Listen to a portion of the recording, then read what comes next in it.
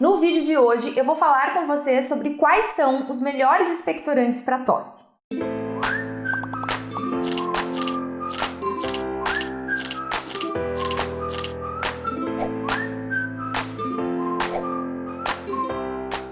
Oi gente, mais um vídeo aqui nesse período de isolamento social, Covid, né? E mais um vídeo aí dessa nossa minissériezinha sobre tosse, porque justamente tosse é um assunto que tá bastante em voga nesse momento. Tosse é uma dos sintomas, né, do Covid, do coronavírus. Então tem muita gente com muita dúvida, eu resolvi trazer alguns vídeos para exemplificar um pouco mais. E nessas nossas conversas aí sobre tosse pra cá, tosse pra lá, sempre surge aquela dúvida, mas qual afinal é o melhor expectorante, né, para tosse? O que faz com que a tosse melhore? Então vou tentar explicar um pouquinho aí para vocês no vídeo de hoje. Bom, primeira coisa, o que é expectorar? Expectorar, gente, nada mais é do que colocar para fora, tá? Fazer sair. Então quando a gente fala em um expectorante, a ideia é que ele funcione, né, como um agente que tire de dentro do organismo aquele muco, aquele catarro que tá por lá. Bom, e quem é então, afinal, um dos principais expectorantes que a gente tem? Se expectorar é colocar para fora, né, esse muco e esse catarro que está incomodando. Um dos principais expectorantes que nós temos é a tosse. Justamente, quando a gente começa a tossir, quando a criança começa a tossir, ela está fazendo isso como um mecanismo de defesa, para expectorar, para tirar esse catarro que está dentro dela e que ficando lá, né, depositado, vai piorar, pode criar bactéria e aí tudo complica. Então a tosse é um dos principais expectorantes que nós temos. Importante aqui, quem quiser saber mais sobre tosse, eu fiz um vídeo aqui no canal explicando direitinho o que é a tosse, como ela funciona, então vale a pena assistir. Só que existe, claro, né, outros expectorantes que são bastante funcionais aí para ajudar a expectorar, né? Ajudar a colocar para fora esse muco ou esse catarro que a gente tá, né? Que a criança tá, que o adulto tá dentro do organismo. Mas antes de eu explicar sobre esses expectorantes, eu quero fazer uma distinção e explicar um pouquinho aqui para vocês o que é o muco e o que é o catarro, porque são coisas diferentes. Então vamos lá, vamos explicar o que é o muco.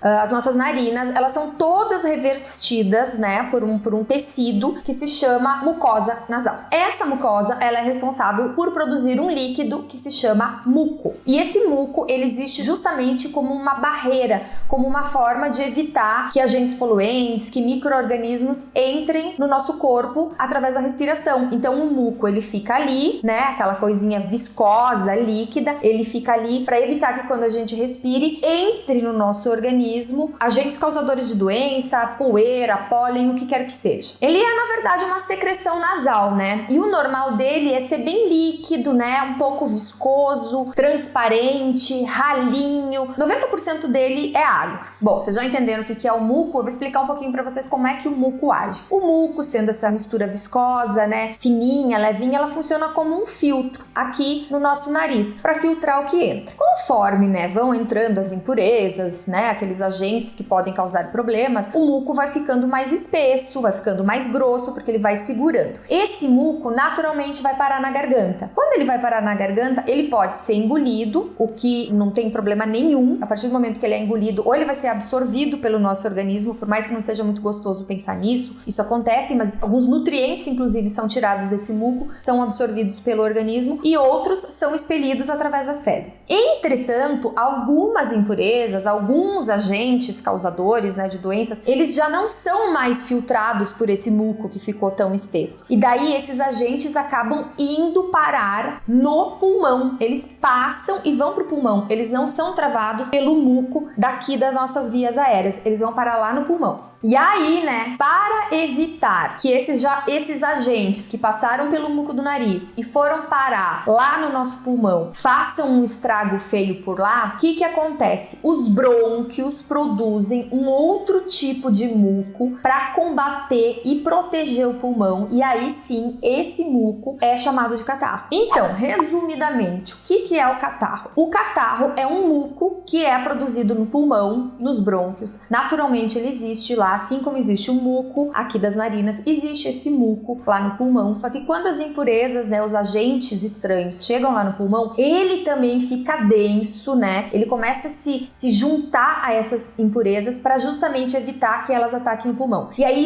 esse muco vai ficando denso, esse muco vai ficando grosso e ele vai se tornando o catarro. Mais ou menos é assim que o catarro se forma. O catarro também se forma como um mecanismo de defesa, assim como o muco do nosso nariz, né, quando vai ficando mais espesso, é um mecanismo de defesa. É como se eles criassem essa barreira protetora. E aí esse catarro, ele começa a atacar, né, a substância que tá ali misturada com ele para tentar defender o pulmão. O catarro em si, ele é formado também por água, por proteínas, por sais minerais e por restos de células. E agora uma informação bem curiosa para você saber. Quando esse catarro começa a se formar lá no pulmão para defender o pulmão, ele começa a engrossar e mudar de cor. Quando ele fica mais esverdeado, quer dizer que provavelmente a causa do problema ali é um vírus. Se ele fica mais amarelado, amarronzado, é uma bactéria. Olha que interessante isso. Bom, já falei um pouquinho aí de como se forma o catarro, né? Já falei que o catarro pode sair através da criança tossindo, que ela vai expectorar, vai cuspir, ou ela vai engolir, vai pro cocô. Mas é aquele caso em que o catarro não sai, que o catarro fica preso lá dentro do pulmão da criança, né? Não sai. O que acontece? Como é que funcionam aí as coisas? O que vai acontecer nesse caso? Esse catarro vai ficar cada vez mais denso, cada vez mais grosso e cada vez mais difícil de sair. Cada vez mais denso, cada vez mais grosso, cada vez mais difícil de sair. E aí aquele ambiente ali, né, todo úmido, todo propício ao desenvolvimento, né, a proliferação de alguma bactéria, se torna cada vez mais perigoso para a criança. Então o que a gente precisa fazer? Precisa de todas as formas fazer com que este catarro, este muco seja fluidificado para que ele saia de dentro do pulmão. Então o que se faz? Se utiliza expectorantes, sim ou não? Bom, aqui a gente tem que falar o seguinte: existem alguns tipos de expectorantes. Existem os expectorantes que são medicamentos. Esses são totalmente contraindicados para crianças até 2 anos de idade. Totalmente contraindicado. Nunca dê um expectorante, né, medicamento comprado em farmácia chamado expectorante para uma criança até 2 anos de idade. Não pode ser dado porque, primeiro, além dele não ajudar em nada, porque a criança, ela acaba sendo muito pequenininha, então ela fica com aquilo tudo lá fluidificado, super fluidificado para sair, mas ela não tem a capacidade ainda de tossir e colocar para fora. Isso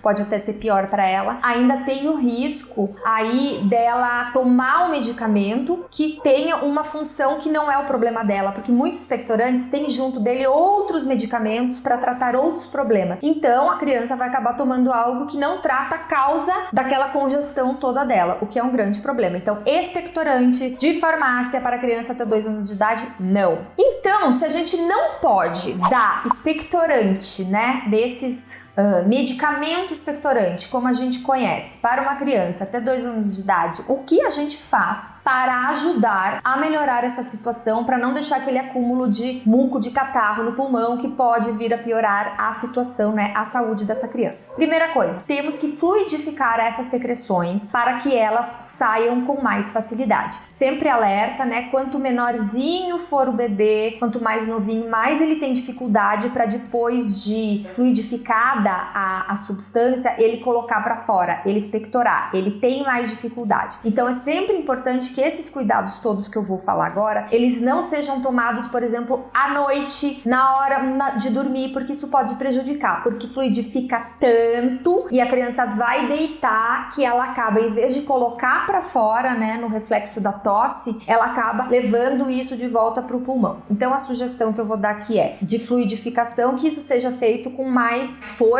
né, com mais frequência durante o dia e que se evite fazer isso à noite. E que se for feito à noite, né, para crianças até 2 anos de idade, seja colocada numa cama inclinada, com cabeceira inclinada, para que ela fique, né, com o corpinho, a cabeça mais elevada e o corpo mais baixo, para o caso de uma tosse, ela conseguir colocar para fora esse muco, esse catarro. Como se fluidifica o muco catarro para que a criança possa expelir? Uma das formas é através da lavagem nasal, né, com soro fisiológico, que pode ser feito ou com uma seringa, tem um vídeo aqui explicando, ou com um dispositivo qualquer que você pode experimentar, o que você preferir, jato contínuo, spray, conta-gota. Outra forma é a inalação, né?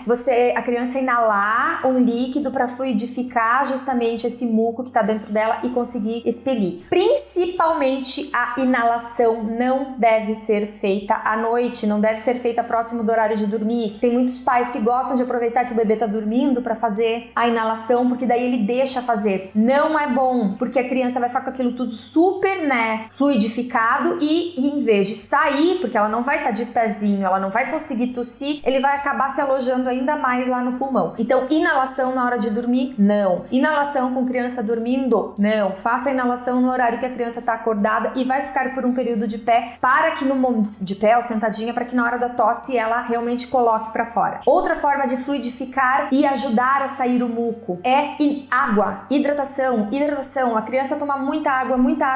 Quando ela toma mais água, esse muco e esse catarro ficam mais fluidificados e saem com mais facilidade. Gente, então vamos fazer um resumo de tudo que foi falado aqui. A gente, quando entende todo o processo, aquilo faz sentido pra gente e a gente começa a botar aquilo em prática de um jeito diferente, porque a gente entendeu a importância daquilo. Mas resumindo tudo, o que é importante aqui? Expectorante, gente, até 2 anos de idade, de forma alguma. A partir de 2 anos de idade, expectorante somente se realmente o pediatra orientar e muito com uma prescrição muito certa de qual é o problema que a criança tem, porque dependendo a causa daquele desconforto da criança, vai ser um tipo de expectorante, dependendo vai ser outro. Muita hidratação, o que ajuda a fluidificar e ajuda a criança a expectorar, né, aquele catarro. Muita lavagem nasal, que também ajuda, né, a fluidificar e a criança a expectorar. Inalação, que também ajuda a fluidificar e a criança expectorar. Lembrando de não fazer inalação com a criança deitada, não fazer inalação com a criança dormindo, evitar a inalação à noite. Por quê? Porque crianças até 2 anos de idade têm essa dificuldade de expectorar, de tossir, então em vez de ajudar, vai acabar que vai fluidificar e vai ficar ali dentro. Se